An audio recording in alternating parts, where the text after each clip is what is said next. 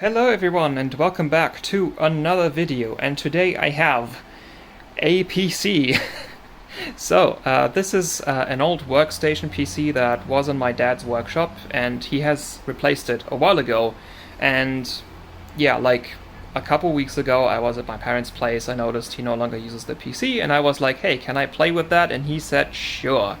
So now I have a PC.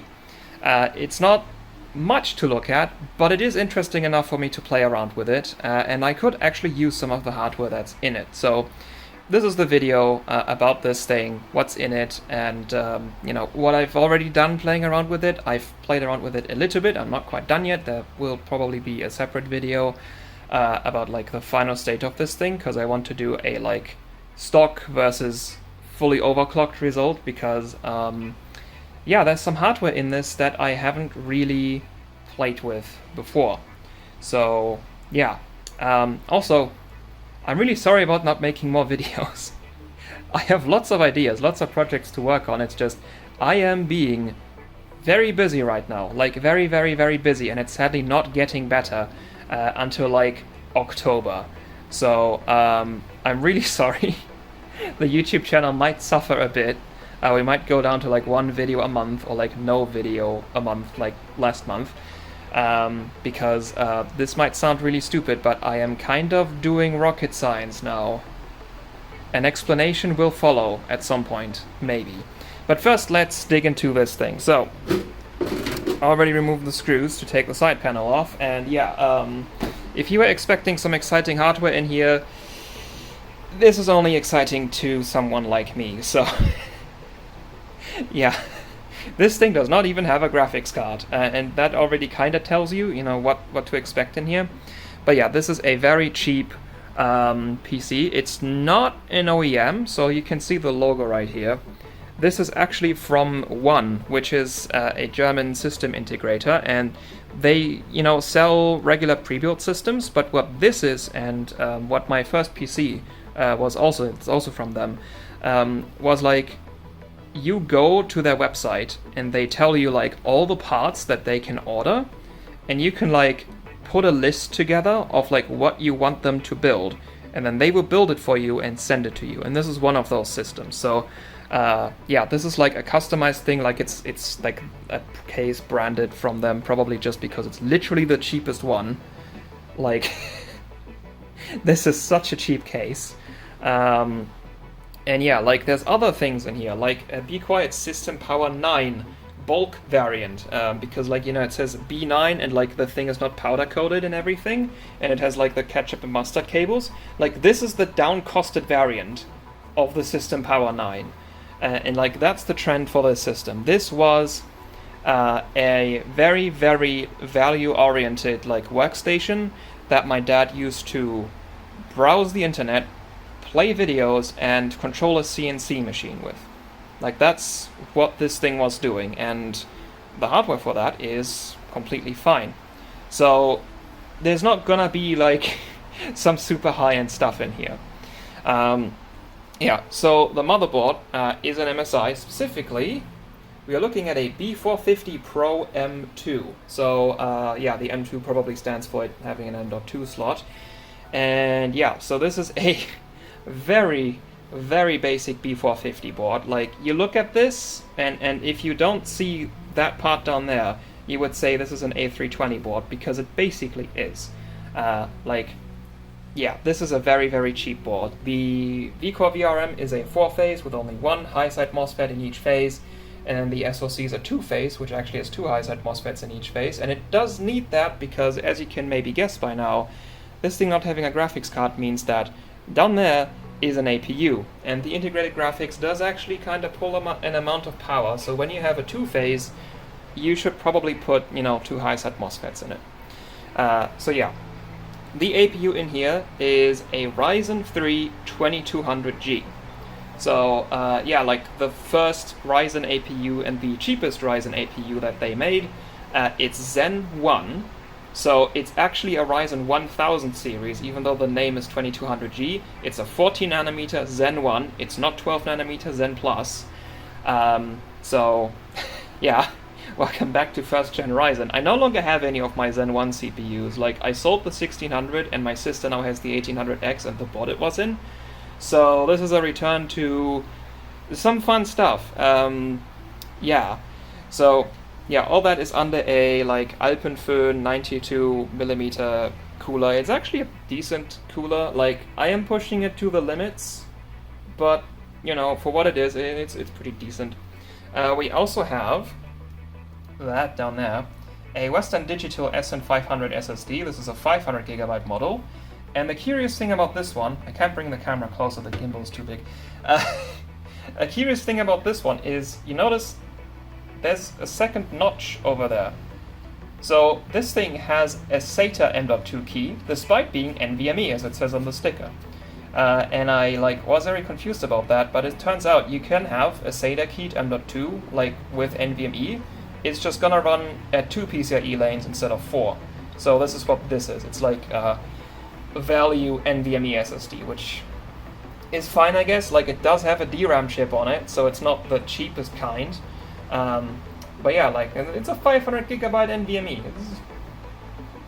It's not like we need the full bandwidth, because this CPU is not fast enough to need that anyway. Then in expansion cards, we actually have a gigabit Ethernet expansion card. Like, if we look at the side, whoop, there's an Ethernet port. And if I remember correctly, this was used to connect the CNC machine. Yeah, because the board already has gigabit. That's the I/O right there. It's actually quite decent I/O. You get 4 USB 3.0s, which is cool. That's better than some other boards. Usually you get 4 2.0s and then 2 3.0s. And yeah. Then the RAM. This is actually something cool. So I'm gonna take one of these out so we can look at them. So this is crucial and therefore Micron. Specifically, this is Micron 4GB Rev.F. So this is a chip that I've never heard of before. And, a little Google search also throws up pretty much nothing about this chip. But from me playing with it a bit, it actually seems to be pretty decent. I'm hitting the memory controller limit of the CPU, which admittedly is not much. But this chip actually seems to be quite capable. And you can also see it's on an A1 PCB, just like my 4GB E die. So that's interesting. It's a 4GB chip, which I heard all the 4GB Microns are crap, but Rev.F is a pretty late revision. By the time they already had 8GB, maybe even some 16GB stuff. I think the system is from 2018, so there should have been 8GB Micron stuff. Rev.E should have been around by then. So basically no one, ever messed with this, and it seems to be pretty decent. It kind of feels like a 4GB version of Rev.E, I wanna say. I want to plug these into the Unify at some point and find out, where does the frequency stop? Because I think I've had them posted as high as 4000. It's just that the memory controller of this chip is not happy about 4000. More on that in a bit. So, yeah, this is some pretty interesting RAM. And, yeah, it was, fun to mess with this. I'm not fully done tuning it yet. But in terms of what I run this at, I spent a decent amount of hours tweaking the system already. I'm not done yet, but RAM-wise, so this is 2400 CL17 JDEC, and the camera is not focusing. There we go. So this is 2400 CL17 JDEC, and I'm running this at 3600 CL15. 221934. Yeah, so that's some Micron primaries right there. And the subtimings are actually pretty good. So it does 4416 RRDs. It runs 450 TRFC, which is not great, but also better than some other stuff. It's better than what it's better than what Hynix will do. CJR is about the same, but DJR will need more TRFC. 8GB MFR also needs more TRFC. 8GB AFR doesn't even clock that high. So yeah, TRFC wise, this is not great, but there's some chips that are even worse. So yeah, it's no B-die. It's yeah, duh. But yeah, so that's the RFC, and then the subtimings is like, it just runs like generic Ryzen subtiming. So it does 4 on the SCLs, and like it does the generic like 166, 144 tertiary timings, that like the generic things you also plug in for BDI. It just does those. I also got these to run with gear down mode off in 1T command write by just doing like 56, 56, 56 for like the cat bus thing, but that's more a memory controller thing than a RAM thing. But yeah, they do run 1T at 3600. And voltage wise, so there, I don't know if there's like frequency scaling with voltage, because they already hit 3600 at like stock voltage. And with stock voltage, I mean 1.35, like XMP stock voltage.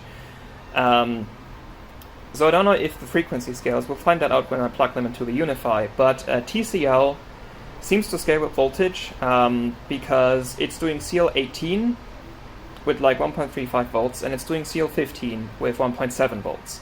I tried... No, wait. No, it's doing CL15 1.6 volts. I tried 1.7 volts, if that makes CL14 work, but it doesn't even post. And I'm like, I don't know when this chip dies. It's Micron, and it behaves like Rev.F, so it can probably take a decent amount of voltage. But like 1.7 volts is like the point of, it doesn't even post, and I really don't want to go higher than 1.7 volts. So I run these at 1.6 volts with CL15, and that seems stable. Like it passes TM5, it passes LinPack. I haven't run it for like super long, but I haven't seen any errors so far. So CL15, maybe it needs 16, but 15 works. So yeah. So that's it for the RAM. Let's plug this stuff back in. Oh, this is gonna be hard with one hand. Before we continue, I'd like to thank my sponsor, PCBWay. If you are working on a project of your own that requires parts that would be hard to make yourself, or just generally parts at a much higher quality standard, you can go to PCBWay's website and order anything from PCB prototypes, assemblies, CNC parts, 3D printed parts, as well as stencils or even flexible circuit boards. The ordering process is simple. You just upload your files, tell them some stuff that you need, and you'll quickly receive a quote, which once accepted, will mean that your part can get shipped out within as fast as 24 hours. And if you have any questions or require further help, they even have a live chat service that stands ready for you. So if you need some custom-made project parts, don't delay, go to PCBWay today. Come on, there we go. So yeah, apart from that, like what else do we have in here? There is a DVD drive and actually an SD card reader thing, like at the front. This right here connects via USB, and that's it. Like there's not even fans in here. Like there's no fan in the front there. There's a mount for it, but there's no fan in there.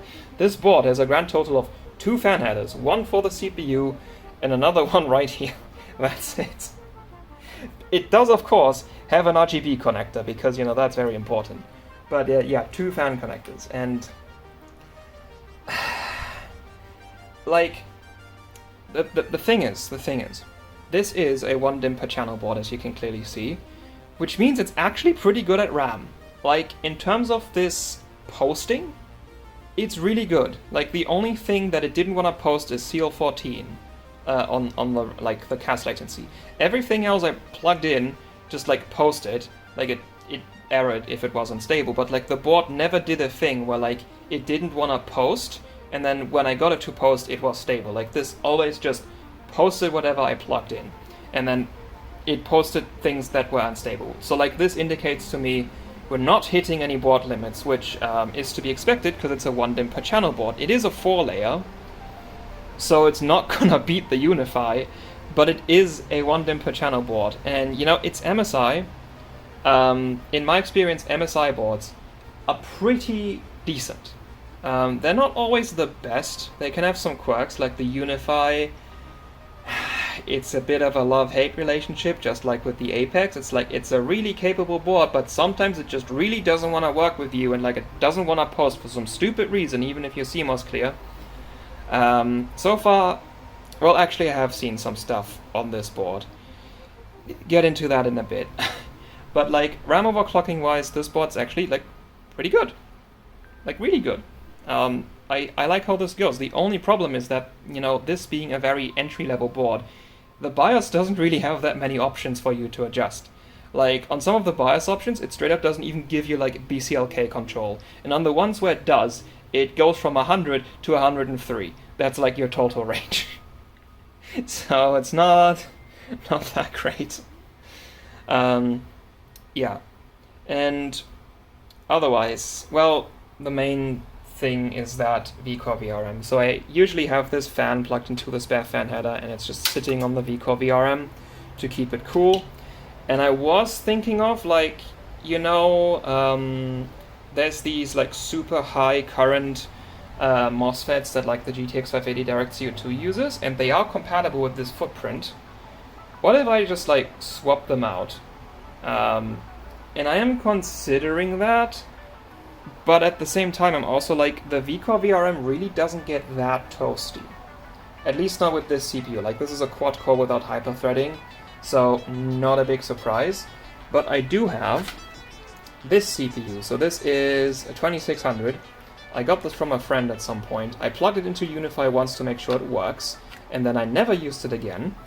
And I want to plug it in this board once I'm done with the 2200G. And I will be done with the 2200G when I have the RAM dialed in fully and when I have the iGPU, like, messed with. Because, yeah, I want to mess with the iGPU.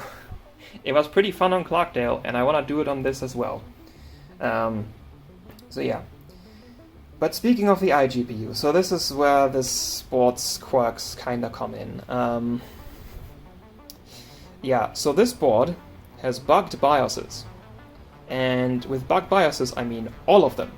At least the ones that it lets me flash. So, version 27, which is what I'm running on this right now, is the oldest BIOS version you can flash on this. If you want to flash an older one, it, like, prevents you with a message of just, like, to ensure best stability and compatibility and stuff like that. Like, they won't let you flash to an older version. You have to do it, like, with like a hardware flasher, which you could do. The BIOS chip is right below the SSD right there, and there's even, like, this SPI interface thing which you might be able to use to flash. I could maybe do that at some point, but I've tested literally every other BIOS version that's available after version 27, which is like 20 versions. I flashed them all, I tested them all, they are all bugged. And they're bugged in different ways. So version 27, which I'm currently running, is the last version before Ryzen 3000 CPU support was added to this board. And this board, of course, has a 16 megabyte BIOS chip. So, like all those boards, it had to drastically simplify its BIOS interface. So, like, version 27 has the usual, like, MSI layout, and then everything after it has, like, the style that's like the old non-UEFI, like, gray on blue BIOS, but, like, in different colors. Because adding the microcode for all the new CPUs took up so much space, they, you know, couldn't fit the fancy graphics and stuff anymore. Like, it doesn't even give you overclocking profiles, it just lets you save a file to a USB. Like, that's how space constrained they are on the new BIOSes. So version 27 is the last one before that, so this doesn't support Ryzen 3000 CPUs right now, which is fine. I don't own a 3000 series, and the 5000 series ones are in my daily and in the UniFi, and they will never leave. So it's not a problem I have this old BIOS version on here, and it doesn't seem to affect memory overclocking as well, because I had the very newest BIOS version installed, and that's where the memory settings are from, and I just plugged them into the old version and it booted right up and was stable. So it doesn't seem to affect memory overclocking, at least not with the 2200G.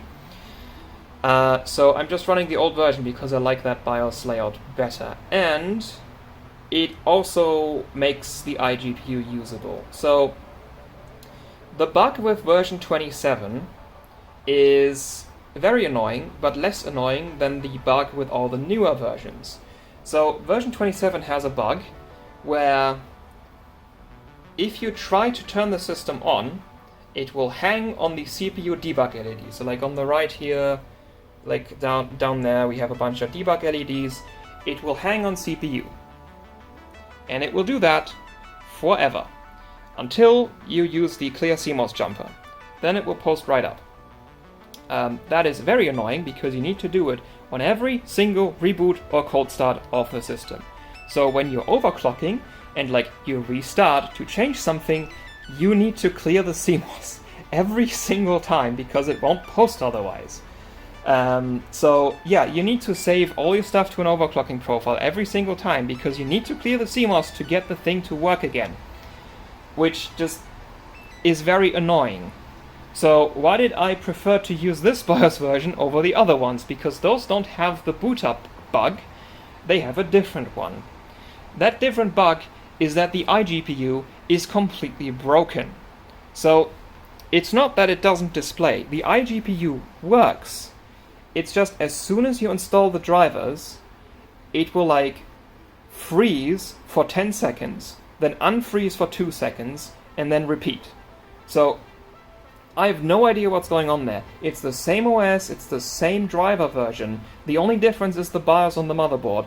But like, they all have this issue where once you install the drivers for the iGPU, and I tested different driver versions, like all the way back to 2020, like 5 years of drivers for the 2200G, they all behave the same way. Like, it will just randomly freeze for like 10 seconds, and then unfreeze for 2 seconds. And it doesn't affect performance, like it scores fine, it's just the image will freeze. And that makes it completely unusable. Now, it doesn't happen if you use a dedicated graphics card, but like, I want to mess with the iGPU. So, yeah. And the thing is, yeah, like you could say, yeah, just plug in a dedicated GPU and then use the older BIOS for when you do the iGPU. Well, it still does the boot up thing sometimes. It doesn't do it every single time, like on version 27, but it still does it like every 5th reboot or so. And at that point I was like, you know, I like the old BIOS layout better, and I'd rather like it to be consistently not posting up than not posting up every 5th time, because like the debug LEDs all have the same color, and like sometimes it's just memory training for a bit, and sometimes it's indefinitely stuck on CPU. And I don't want to check every single time this thing reboots, so I'm just going to the old BIOS version where I know exactly what I need to do to get it to post again, and the iGPU works. And that's just how I work with it now. It's... yay. Like, I don't know, maybe someone knows a solution to why the iGPU freezes, then I can maybe use one of the new versions.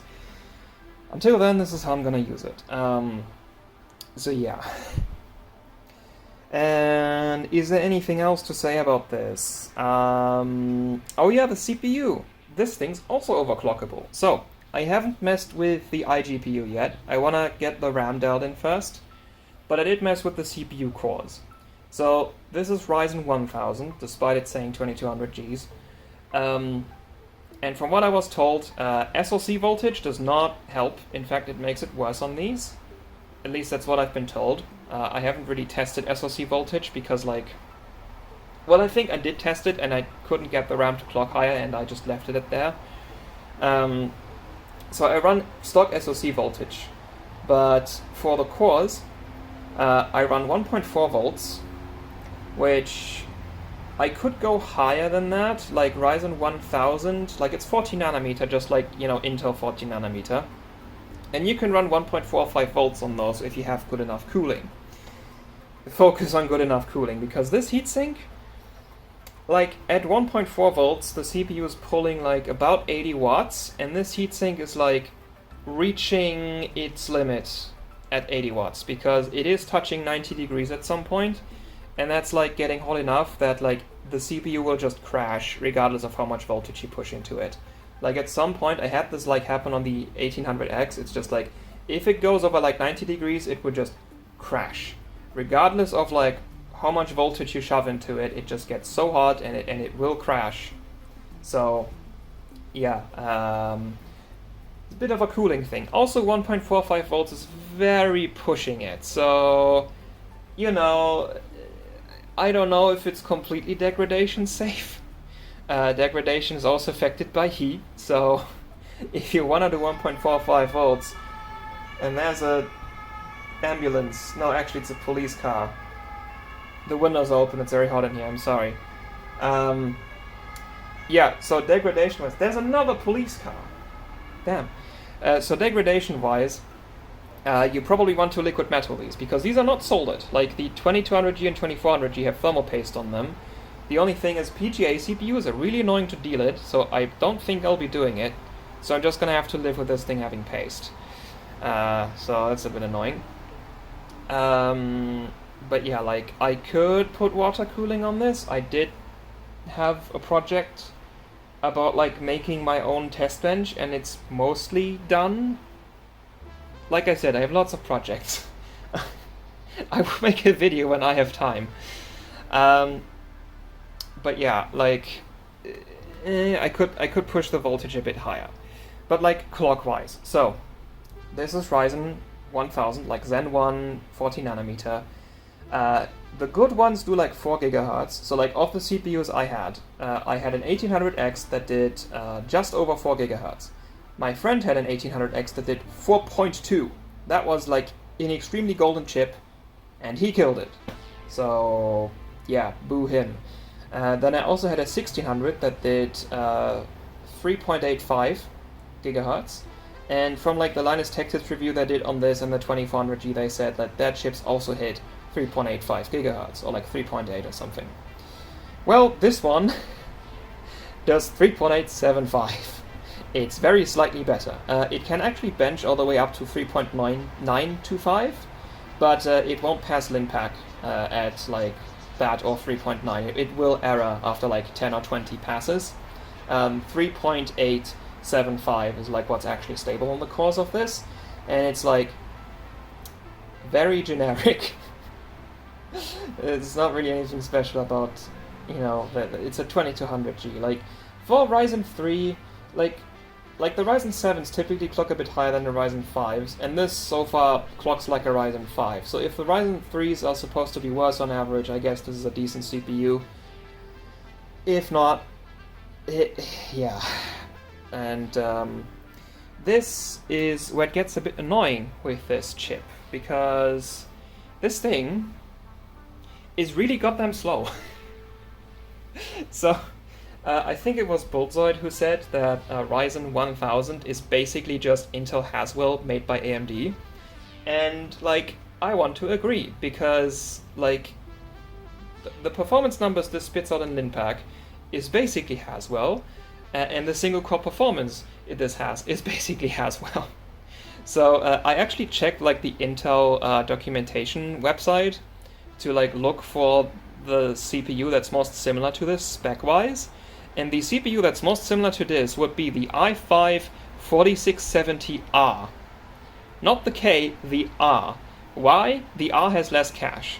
So, this thing has 4 megabytes. 4 megabytes of cache. That's nothing.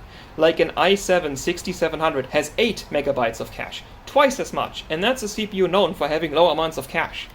So yeah, this has 4 megabytes of cache, just like the 4670R, because like the 4670K actually has 6 megabytes, it turns out. And both of these CPUs turbo to 3.7 gigahertz max. So yeah, I overclocked this thing by less than 200 megahertz. Like literally the PBO plus 200 megahertz offset would be better than this, which is manually all-core overclocked. Yeah. Ryzen 1000 was really just like a lot of multi-core performance for not that much money. It was really not that exciting for the other things. So yeah, it's basically an i5 4670R, and like the LinPack performance reflects that. So at full bone stock, like complete default settings and BIOS, this will spit out 93 gigaflops, which, you know, sounds like a quad-core Intel on DDR3. And with this thing, overclocked like CPU and the RAM with my current settings, which I still need to tune down some timings, it spits out 108 gigaflops.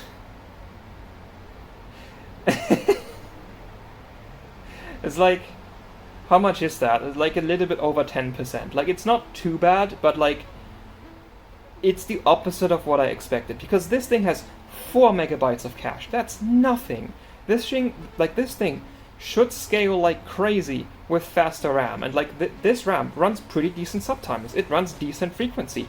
Like, it is a lot faster. Like, I did IDA on this, and this thing does like 51 gigabytes like read, 55 gigabytes write, 43 copy, and well, the latency is trash. It's at 68 nanoseconds because Ryzen.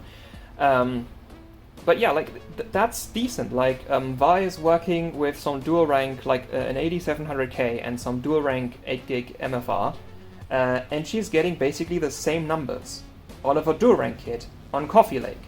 And she's running 3466, and the timings are a bit worse, but like she's getting basically the same performance in like IDA. So why am I not seeing a whole bunch of extra performance in Linpack like Vi is seeing on her 8700K?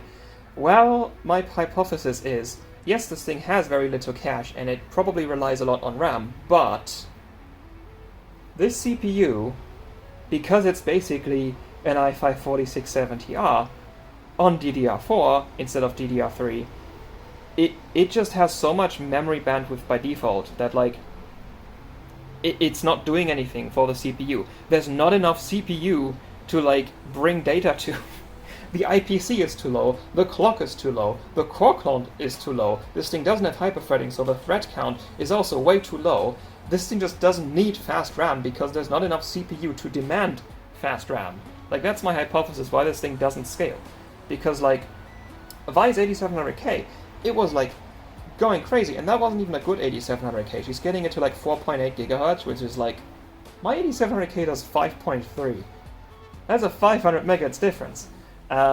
She's getting like 260 gigaflops out of her 8700K, I mean.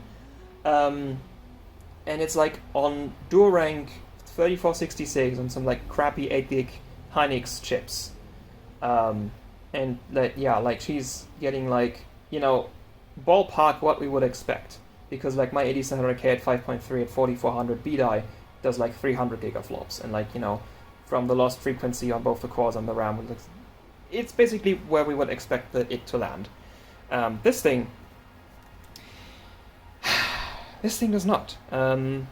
Like, the RAM is not most of that. So 93 gigaflops is what this does full bone stock. With just the CPU overclocked and RAM at JDEC, this already does 103 gigaflops.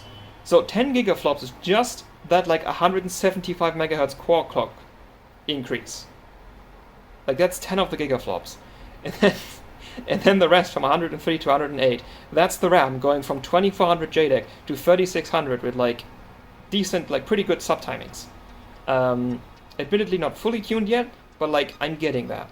So yeah, that does not seem to be enough CPU to actually use this fast RAM, which is why I'm kind of excited for this, you know, because this has 6 cores and 12 threads, and it's actually Zen Plus, and you know, like, I don't actually know how much cache this has, like 12 megabytes? I don't know, like it has way more cache, which should actually work against the CPU, but like, I'm looking forward to the 2600, because I think that one hopefully will actually scale. Hopefully. So yeah, so that's the adventure so far. I actually managed to talk about this for 30 minutes. Jesus, I did not expect to talk about this much. Sorry if this is taking too long. But yeah, so this is my adventure with this horrible little APU system. But like, you know, I still want to tweak this as much as possible and do like a full stock versus full overclock comparison. Like, if we can do 15% better performance overall, I still see this as a win, because that is a very noticeable amount. That is like maybe what you would get from like plugging this CPU in and like running it stock.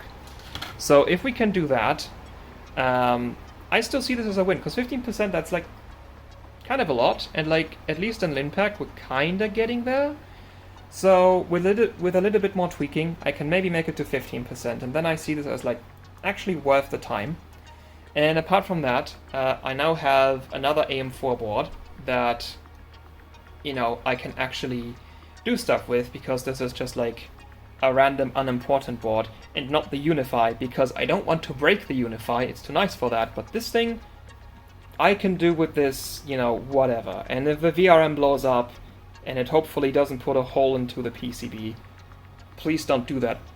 really cheap and crappy power supply, but like I can put better MOSFETs on, like maybe put heat sinks on. And, you know, it's a 4-phase, but, like, you can work with a 4-phase. I'm not gonna plug an 8-core in this. Probably, maybe. I don't know. But yeah, like, I have a board now, and actually the RAM is really interesting. Because, yeah, I wanna know where this stops. Because if this is just 4 gigabit, you know, Rev.E, like, not actually 4 gigabit Rev.E. It's like, if 8 gigabit Rev.E was 4 gigabit. If this behaves like 8 gig Rev.E, this is like actually a very interesting chip, and I want to play more with it. And you know, I also 500 gig SSD. It's just nice to have. It's not a fast SSD, but it's an SSD. And like, whatever. Like I can use the hardware in this, even if it doesn't pan out to be super, you know, good at being a PC. So yeah, with that. I think this video is long enough now. So, yeah, thank you all for watching. Again, sorry I didn't make this many videos. I have lots of plans. I have like a list of things to do, and like Vi is also working on a video on the system. She's tweaking, which might turn into a video, like, you know, might go up on my channel. So, like, there will be stuff. I'm just really busy. I'm sorry. Yeah, like I don't want to stretch this out more than I already have. One small teaser, because I know people will like this. This is the RX 580. It has Chronout Extreme on it. It has been insulated because it ran on LN2. There will be a video about that. It will be in the Benchmeat video probably, but we ran this thing on LN2 finally, and it was pretty good. And that's what I'm gonna say. That's what I'm gonna say. It was pretty good. Like the RX 580 did pretty well. But now the video is actually over. So if you want to know about the RX 580 or like whatever else I've been working on, you know, like subscribe, YouTuber stuff, whatever. Sorry for wasting your time. Until next time, goodbye.